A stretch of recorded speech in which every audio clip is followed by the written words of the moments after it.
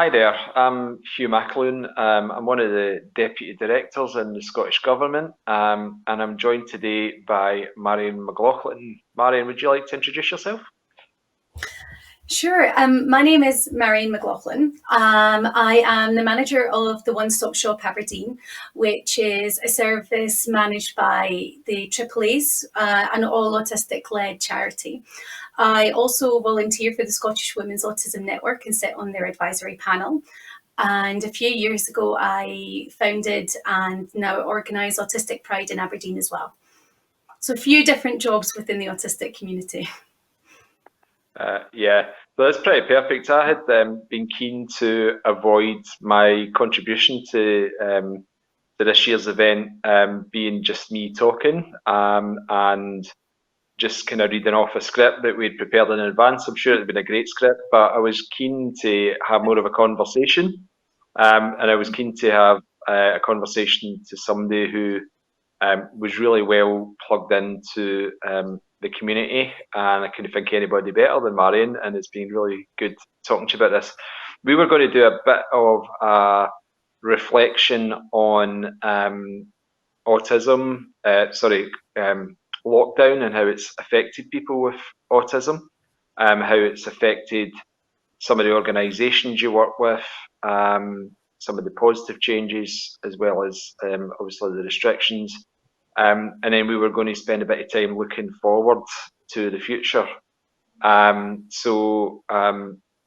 just kind of keen to have a conversation with you today, and for us to kind of hear what we've got to say and take the views on it. So, never done anything like this before, so we'll see how we get on. I mean, what the first thing really to kind of start talking about was really going back to the start of lockdown, which, although we had a bit of a run into it, I suppose, for a couple of months, it felt very sudden, and Yeah. there was a lot of real kind of rapid realignment of things that people did in new ways like this. Um, you work with a number of organisations, as you've already described. Can you maybe share some of what that experience at the beginning was like for those organisations, Marion? Sure. I think we all kind of saw it coming. And we realised that we would have to move on digitally. So at the AAA's, we run lots of different interest-led groups over 7 days a week, and we knew that we wanted to keep that going as much as possible. So at the AAA's, we set up a Discord server. So I'm in my 40s, so I had no idea what Discord was. It's a platform where people usually talk about things like video games and share what they're doing in them. And even though I'm a gamer, I had no idea what it was. But we got all of the groups successfully transferred onto there, except for our lightsaber groups, because our lightsaber group where we go and train using lightsabers is a lot more difficult to do online. You have to do that in person, don't you? So the rest of the groups managed to get transitioned over. We had two of our members of staff setting up the server so that as soon as we were told we had to close doors, then that day we were able to put on the groups in that other platform. And I think even at the beginning, we managed to get about 50% of our members straight onto there so that they didn't miss out on that social connection. At the Yeah. Scottish Women's Autism Network, again, we saw that it was coming and we transitioned our groups online as well. So I run the Aberdeen Meetups. I'm very, very privileged to do that. And we started having our meetups online straight away.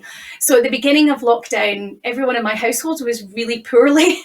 We likely had COVID back then. Yeah. So the first meetup that I ran for Swan was sort of on my sick bed, tapping away on a computer and trying not to cough and stay awake as much as we could, because we knew that everybody was still needing that contact, still needing to check in with everybody, make sure that people had the resources that they needed to cope, that they were able to deal with the transition as well as they possibly could. And at the One Stop Shop, or part of the charity that I manage, we've been running drop-in sessions for people to come along and we would open up our doors and we'd have people coming in to talk about how to apply for disability living allowance, or how do I deal with my kids' meltdowns because I don't know what's going on there, how do I advocate for people at work or at school. We had school teachers dropping in asking for some input on autism as well.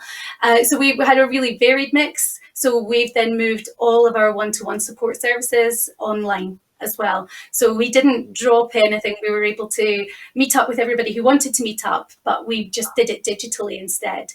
So I think when a lot of other organisations were sort of trying to catch up and saying, oh, we don't know what we're doing, the autistic-led organisations that I work with, we were pretty seamlessly managed to transition all of our services. We didn't drop any meetings, any groups, anything like that at all.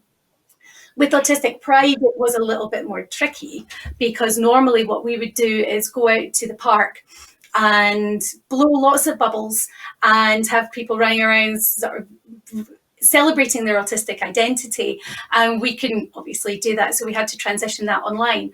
But that was really good in a lot of ways, because it meant that those of us who are part of the Autistic Pride Alliance were able to come together, people from all over the world, and put on a whole day's worth of talks and videos all put together by lots of different autistic people. And it meant that we did more collegiate work than we would have done otherwise.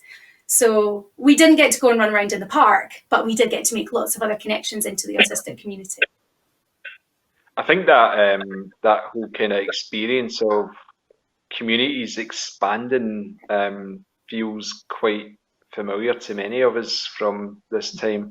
I'm quite interested in your point about right away you were able to get about 50% of the people that you work with that are part of your organisation signed up straight away and off and running.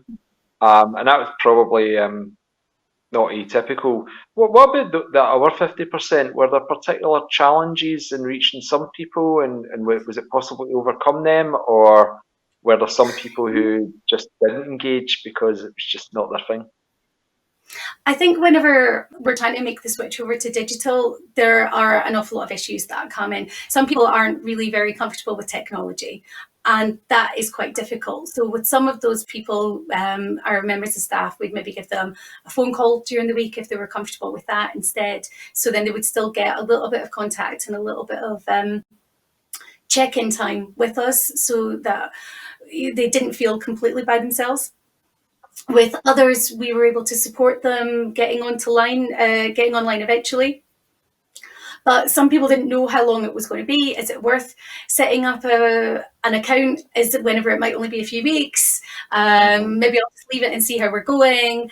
Or they maybe were just a bit overwhelmed and trying to deal with too much.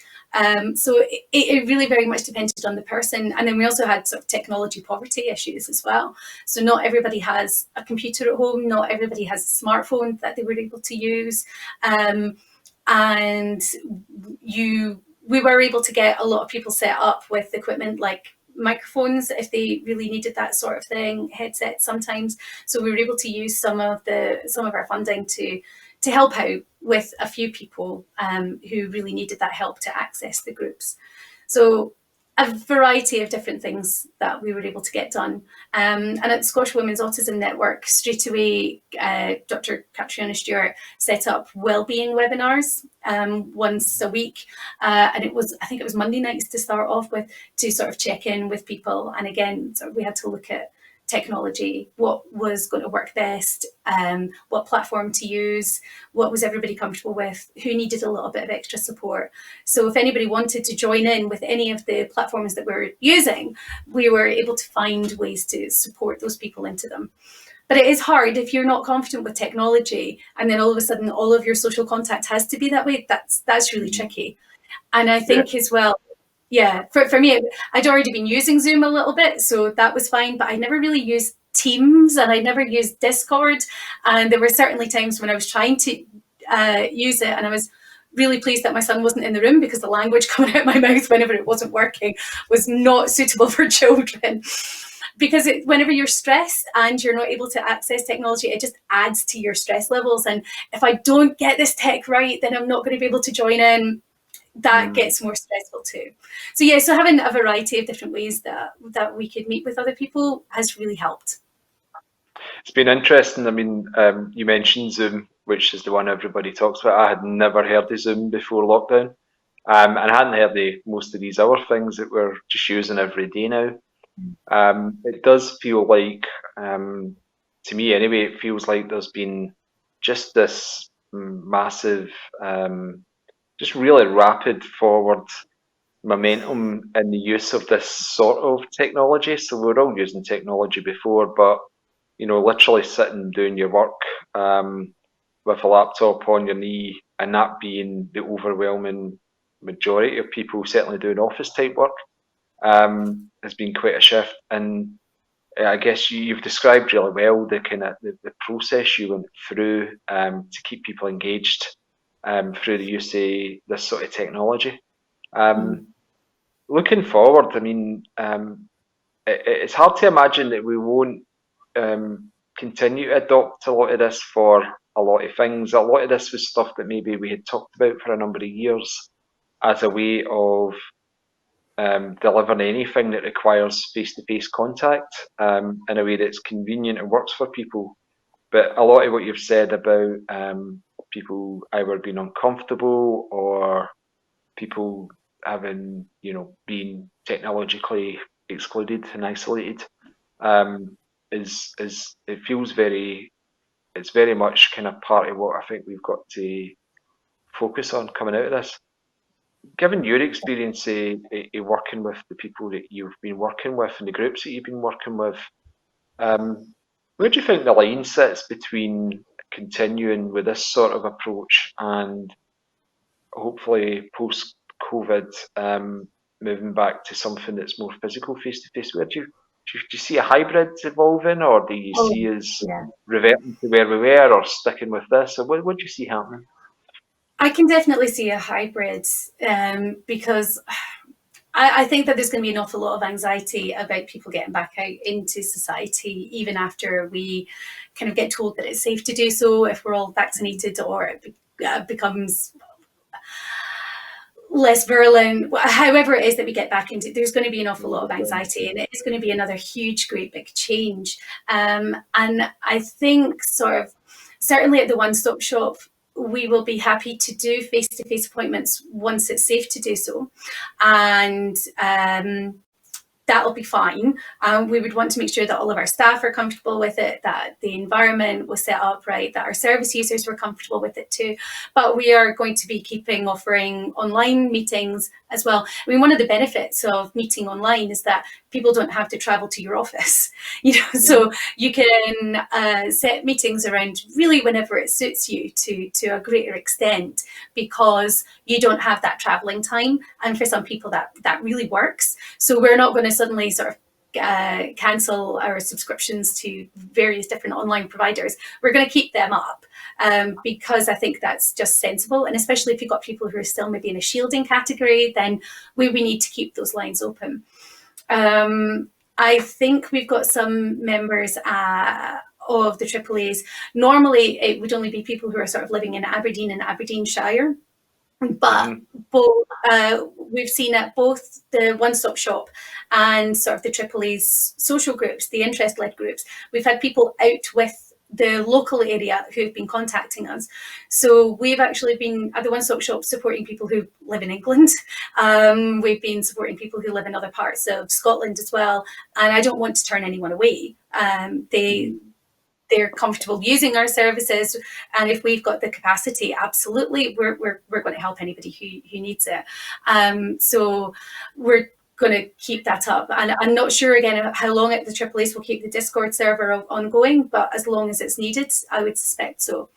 With the Aberdeen Swan group, I'm thinking we have some people who live in the Highlands and Islands who can't necessarily come to the physical meetups very often, but they've really benefited and developed friendships with some of the other women in the group. So I think going forward, and I would have to check with the rest of the group, but I would maybe see sort of once we'd have one meetup online, and then 2 weeks later a meetup in person, and then 2 weeks later a meetup online. So then we can still keep up with those people who don't live quite as close, but have been comfortable using our Swan meetups that we run in Aberdeen. So yeah, very much a blended model, I think, looking forward. It's interesting. I think it redefines in some ways what local means. So, Yeah. you talked about some benefits though. So you will have people who maybe gravitate towards you because they hear that you offer really good service or really interesting kind of community to engage with. And then when you were talking about the Pride event, you were able to draw people in from around the world in a way that you wouldn't have been able to do if you'd been running something in Park in Aberdeen. Yeah. That's a really interesting kind of aspect to all of this. Is that something that you see going forward, kind of changing what that definition of a service like yours offers and who it offers it to, and how it can draw resources in from other places, services, because you're involved in so many things. Yeah, I think one of the things that's led other people to use our service specifically is because we are autistic led. So because I'm autistic and the other members of staff that we have at the AAAs, all front facing staff and volunteers are autistic. Because we've got that lived experience, we understand where people have come from. So somebody comes in and starts talking about being a parent who's anxious about talking to other parents at the school gate. Well, I've been there. I know that. I've had that experience too, so we can relate to that. If they're not very sure about non-autistic social skills, again, we've been there. We experience that as well. If they're wanting to see, talk about dealing with sensory issues, well, again, all of our staff have got sensory differences. So we have lived experience of helping other people with their sensory differences, but also managing our own as well. And I think it gives a degree of insight that sometimes other places don't have. And I think that because they're more confident that we will understand and we're not going to judge, I think that's been one of the pulls for some people using our services. Mm-hmm. Yeah, I think that's it. It kind of redefines what's accessible to people in a way that felt very difficult in February. It's interesting. Yeah. You've And whenever you've only got a 5 mile perimeter that you can really go in, if you're told, right, you can only travel 5 miles, then London is as close as Paris, is as close as Hong Kong, as close as New York. If you can't get any further than 5 miles, everywhere is far away after that, isn't it? So yeah, the definition of what is local really closes in. Yeah. It's fascinating though that we've become, by being restricted to 5 miles the way we were,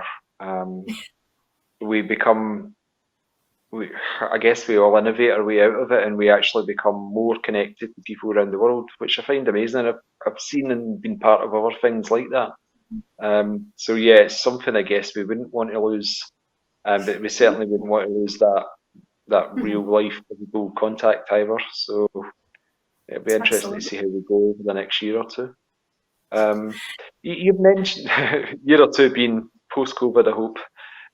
You've mentioned a couple of times the work you do with women with autism. Are you kind of we talked a little bit when we were preparing for this about a lot of the evidence that we've seen emerging is that women have been possibly more adversely affected by lockdown than men, given the additional care responsibilities and a whole host of other disadvantages that women often face and kind of exacerbated by the situation we're in. Is that something that you've found within the communities you work with has come to the fore more? Does it feel different? Does it feel worse? Does it feel better? Does it feel about the same? It's hard to judge. I know it's a bit of an unfair question, but I'm really interested in the whole gender breakdown of things. Well, I think having only ever been a woman, it's kind of difficult to judge sometimes, isn't it? And I think that sort of the way that a lot of autistic people view gender is sometimes a little bit different too. I mean, I know that whenever I was a wee girl growing up, there were lots of other girls around me in my class, but I really wasn't like them, and it sort of made me question, yeah, am I really a girl compared with some of these other, right? And whenever you're not like any other girl that's around, it can be really, really kind of tricky to sort of have a gender identity in some way. I found it really difficult to sort of identify as a wee girl. So at times, and I wasn't identifying as a wee boy, and I wasn't identifying as not having a gender. It was just, but I don't really know. And I think sort of getting to meet other women who are autistic, getting to meet non-binary people who are autistic, getting to meet autistic men, getting to meet autistic people who are also part of the trans community as well, has really been a bit of an eye-opener. Because I think we did sort of a wee bit of a straw poll in our office a wee while ago. A lot of people in our office are part of the LGBT community, and whenever I sort of ask them about gender, a lot of them kind of just like, yeah, I don't care, it doesn't really matter. The only time that it tends to matter is how other people perceive us rather than how we perceive ourselves. And I think that that sort of can create an awful lot of issues as well, because if somebody's looking at you and making assumptions about you based on your gender and you really don't identify with that at all, that can be really tricky. And I don't think it matters if you're a man or a woman in that kind of sense. But yeah, certainly it is a part of the autistic experience. And we do have a quite a large proportion of autistic people are non-binary, and a large proportion are members of the trans community too. There was a study done recently that said that trans people are about 6 times more likely to be autistic than the general population. And I think that there's a lot of questions why. Yeah. So is that because we're more comfortable to come out as being trans, or is that because our brains are wired in a different way? Is it, who knows? I think the point is that we're not entirely sure, but does it matter? Or is it actually okay? I think that there's an awful lot of questions that we maybe should be asking the community around about gender identity and gender expression. I think, yeah, you're right that a lot of women generally have struggled through lockdown. Whenever you look at traditional gender roles, for someone who's a mother, a lot of people would expect me to be doing an awful lot of the childcare, and certainly I did a lot of childcare whenever we were in lockdown. But I also had a husband who was at home who did 50% of it as well. So I think it depends on who the other people around you are, and how you both approach those kind of roles as well. And I did an awful lot of the homeschooling because I'm a former primary school teacher, so it made sense for me to do that. But then I was homeschooling in the morning, working in the afternoon, and then where was the time to go and play and, just be a family? A lot of that was taken away. And I think I struggled with that a little bit. I missed the chill out time, we sort of post school before dinner, where we could go and run to the park, and we couldn't go and run to the park because the parks were all closed. We couldn't go out to the forest because we weren't able to do that so that sort of stuff was really tricky, and having to come up with other ways of entertaining small people without constantly having an iPad in your hand was really difficult. Yeah, so I think it could be a very subjective experience. But yeah, if you're already having to do an awful lot of caring duties and then put in your work on top of that, and then any volunteering that you do as well, yeah. Just, well, the good thing is always do housework, you didn't need to worry about quite so much for some of us. I was going to say that, but not particularly at that point, but in some ways, the kind of expectations of society within this period became less important, I guess, because society's the way society judges people and how they conform to social norms within the kind of expectations that we would follow the guidance, which there was a lot of focus on, and we were all kind of watching each other and making sure we were sticking to what we were meant to do. But beyond that, a lot of the kind of expectations that society attempts to place on people, which I guess autistic people must really feel that kind of airy judgment. It was maybe Yeah. to the background a little bit. Is that fair, or did you find that? Did Well, people you work with find that? I think that there were definitely some benefits from lockdown for some autistic people. Yeah. For example, some autistic people really don't like physical contact. It can be Hmm. painful for some autistic people. Yeah. And personally, I tend to feel physical contact for quite a long time after it's ended. Okay. So if we were in person and I shook your hand, I would be feeling your handshake for quite a long time, even though you weren't feeling it. Yeah. And generally that's okay, but not having to do that is good as well. Right there, Um, yeah. yeah, and things like eye contact. I cannot give you eye contact over a computer screen. It doesn't matter. So that's a really good thing. And I have a bit of a bugbear about eye contact anyway. I mean, we don't force people who have sight loss to give eye contact, do we? And whenever we look at other cultures around the world, eye contact in some cultures is seen as aggressive or disrespectful. So why we have so much emphasis on it in our culture is quite baffling to me, to be honest. So I think not having to give eye contact to the same extent, not having to touch other people, and some of the social chit chat that you would often get. Because again, if you were dropping kids off at school or at the water cooler in your office, you might have to have a little bit of social chit chat. But whenever you look at what some of that social chit chat is, it's really meaningless. I mean, if somebody says, "Hi, how are you?" what they really mean is hi. They don't want you to answer how you are. They Please don't. don't tell me. Don't tell me. Don't tell me. No, dear God, just say you're fine and move on. Yeah. But I want to tell people how I am if they ask me. So if I'm having a really bad day and someone says, "How are you doing, Marion?" I'll be like, "I'm having a really bad day."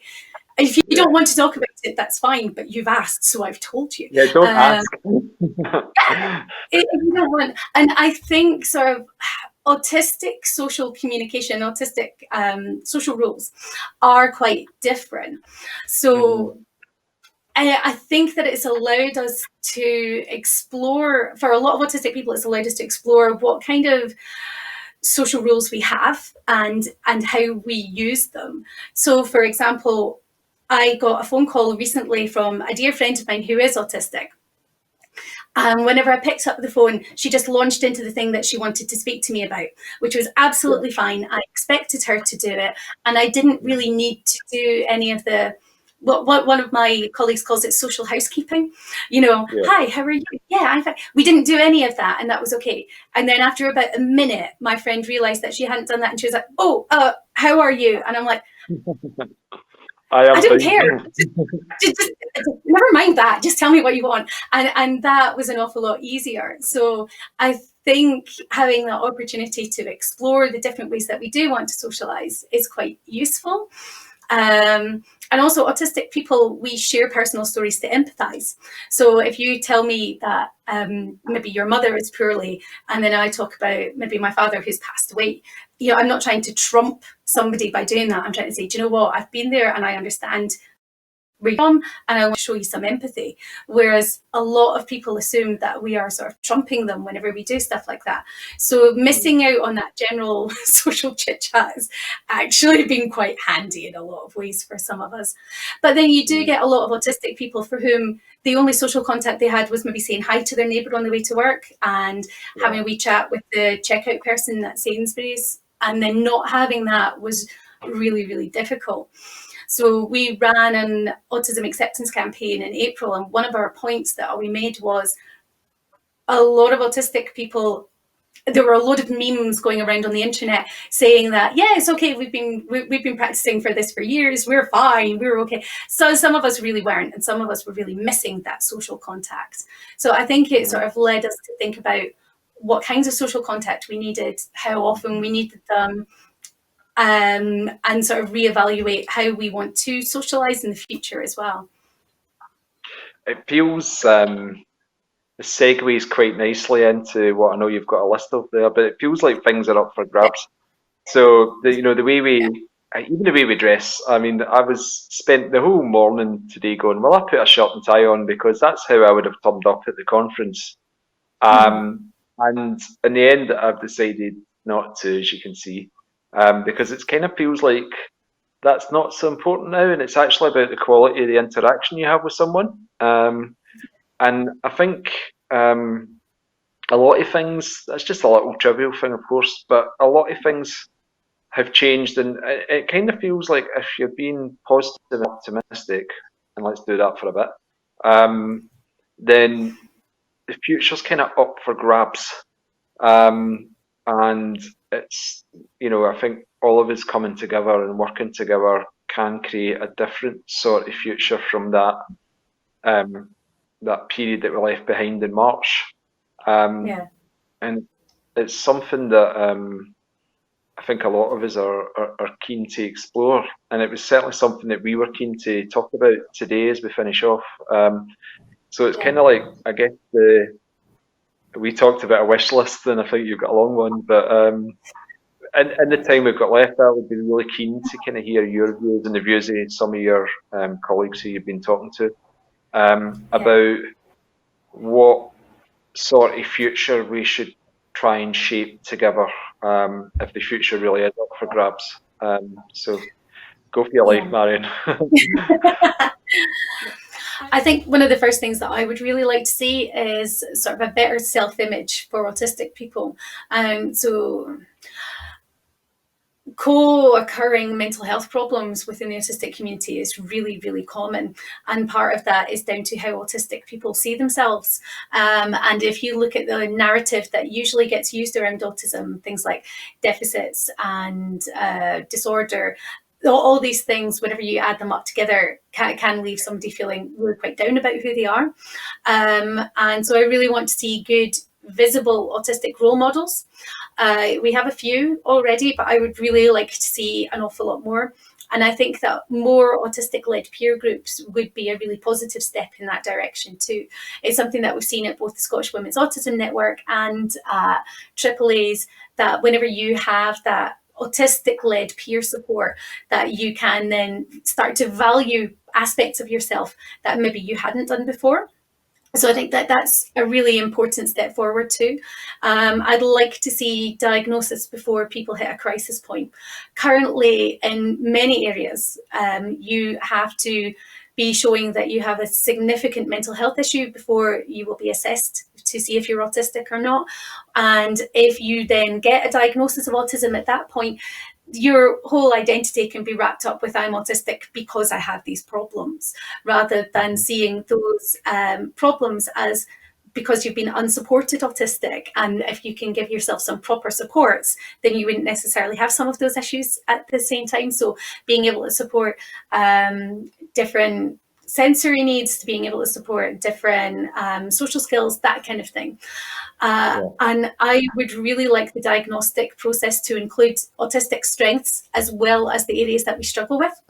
So whenever you're getting diagnosed, a lot of the time, and certainly whenever we were going through the diagnosis process with my son, is where are they not meeting expected milestones, what's difficult, what's really hard.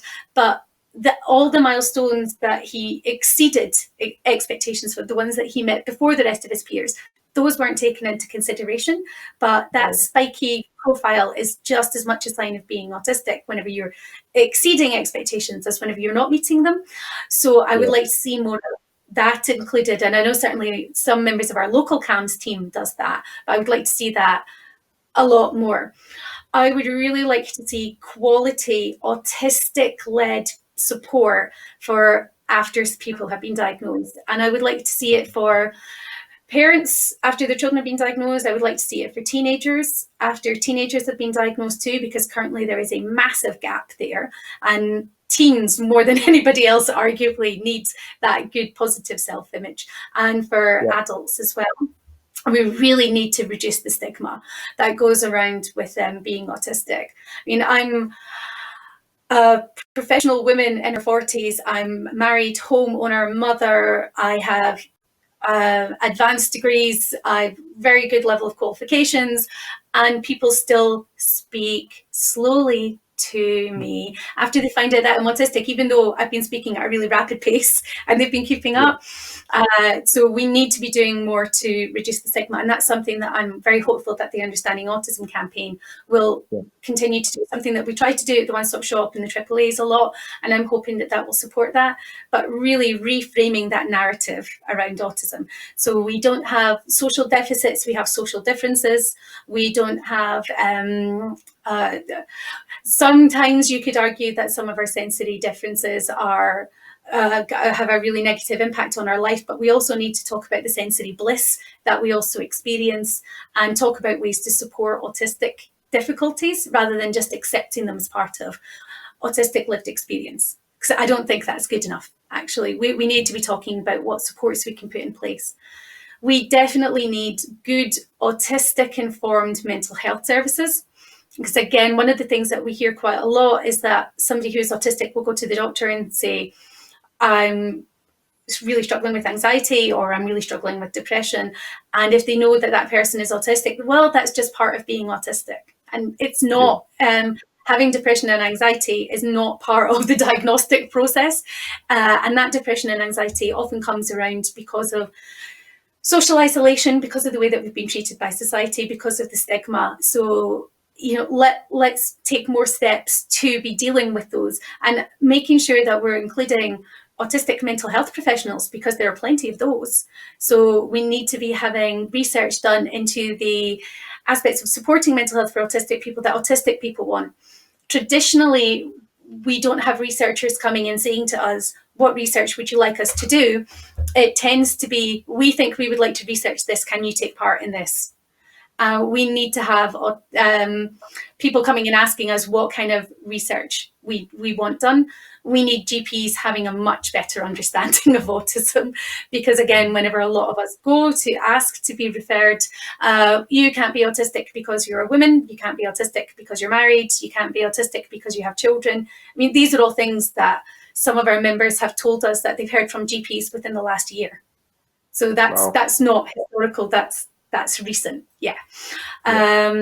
Autistic peer support groups, again, support mental health, and a better awareness that autistic people are often misdiagnosed. So things like bipolar disorder is often something that people who are autistic get misdiagnosed with.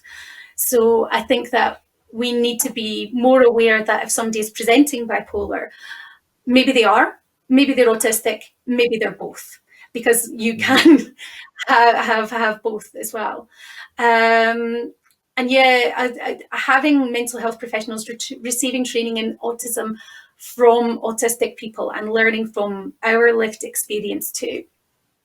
I think that one of the things that we see whenever we go out and we deliver training in autism is people are saying to us that learning from our own lived experience is an awful lot more powerful than if they'd had somebody non-autistic delivering it. So we did a webinar on meltdowns and shutdowns, crisis points, with Homestart Aberdeen a few months ago. And during that, I was able to draw on my experiences of having a shutdown a few weeks before that webinar, and it made a huge difference to the people being able to understand where we were coming from. We've delivered training in the past where people have come up to us afterwards and said, you have empathy? Yes. And they're like, we were told during our training that autistic people don't have empathy. Yeah. I've had 2 people coming up to me after training sessions expressing delight and surprise that I clearly am quite empathetic, because they've been told that that wasn't possible. So I think having somebody who is autistic being involved in putting together training materials, who are involved in the delivery of them as well, and are involved in reshaping them afterwards after you've got the feedback. We need autistic people involved in all of those different levels, because the amount of insight that we can give into autistic lived experience is tremendous, actually, and it can't be overstated, the value of it. We absolutely need better treatment from society wider. And I know that this was research that was done with Inspiring Scotland and the Scottish Government, that while 99% of the Scottish public have heard of autism, their actual knowledge and understanding about autism is very low. So again, this is something that I'm hoping the Understanding Autism campaign will support, but knowing a little bit more and understanding a little bit more. Because if you tell someone that you're autistic, they'll try and do things to be kind that are actually very often the opposite. That's where visible autistic role models comes in too, because if you're able to sort of look at these autistic people who are maybe in the media, who are taking part in campaigns, who are on the news talking about autism, it's a lot harder then to maintain those old stigmas that you've maybe had. We absolutely need to move away from the medical model of being seen as broken. And I think sort of seeing that social model of autism and social model of disability and having that promoted, I think would really help, especially whenever we're looking at places like education and workspaces. One of the things that we often have people telling us that they struggle with is sort of people apologizing whenever we disclose diagnosis. So, oh, I'm autistic. Oh, I'm so sorry. So looking at how we treat, and again, better knowledge and understanding. I think the representation in the media is something that we would definitely like to see changed as well. The number of times we will read newspaper articles about autism where they're talking to professionals or parents and none of them are autistic themselves. Whereas there are those of us who are professional and autistic, and there are those of us who are parents and autistic as well. So we want to see that becoming standard practice. If you're doing a newspaper article about the LGBT community, you always include members of that community in those articles. We would like to be included in the same way as well. I think having people seeing us as competent and capable and normalizing autism.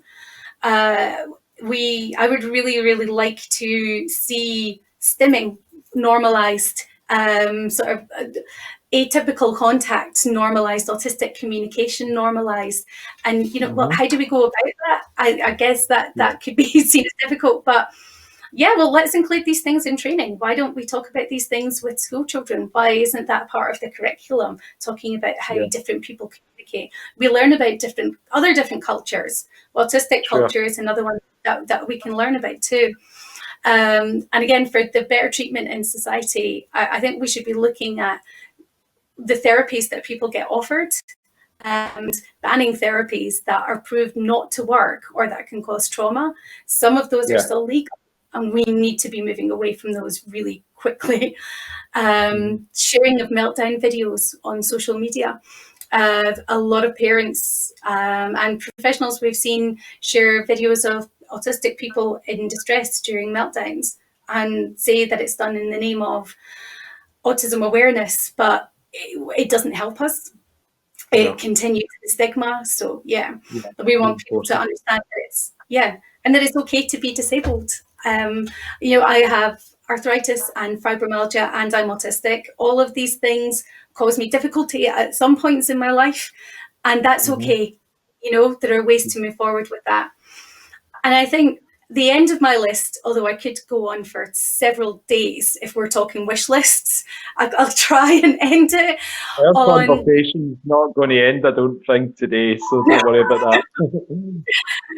I'll try and finish off this particular session. Oh. It's all right, it's just another thing ringing. Looking at education, universities and workplaces. So when we're outside the home, when we're out in community in these different places, again, good autistic-led, autistic-informed training. All the information about autism, autistic people should be able to recognise themselves in it. When I first started my teacher training, I went on a lecture all about autism, and it was the most fascinating lecture that I've ever attended. I came out of it thinking, wow, autistic people sound really fascinating, but I don't think I could ever live with one. and I didn't realize I was autistic at the time. Mhm. And that, I think, I know, how bad is that though, that I'm going to lecture all about autism and I can't recognize that I'm autistic in it? I should have been Yeah, able to. Yeah. yeah, So I want to see training where any autistic person could be in the room and at least recognize themselves in part of it. I would like to see autism training in schools updated annually or biannually in the same way that we do with child protection, because there's so much research going on about autism now that we need to keep on updating it. And I think better understanding that when an autistic person is masking at school or at work or at university but coming home and melting down, that they're not okay, because we hear a lot about schools coming back and saying, well, they're fine here, so the problem must be at home. yeah, And again, workplaces, well, you always seem fine here, so your problem must be at home instead. So we need that better understanding and a holistic approach to dealing with issues as well.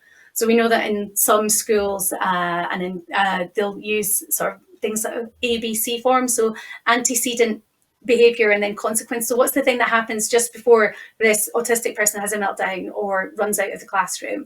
And then they'll use that to sort of inform their practice, and not looking at all the different things that could have happened to that person. yeah, You know, that one thing yeah, that happened before could have been the last straw that breaks the camel's back. So we need to take a very holistic look at what is going on, and ensuring that the environment is correct. I mean, one of the things that we've developed and is up on our website is an environmental checklist for educational settings, so that the pupil, the family, and the school staff can sit and talk about the different sensory needs that the person has and the ethos of the environment that they're in, to make sure that it matches up with the needs of the person, rather than what they think somebody would need because they're autistic.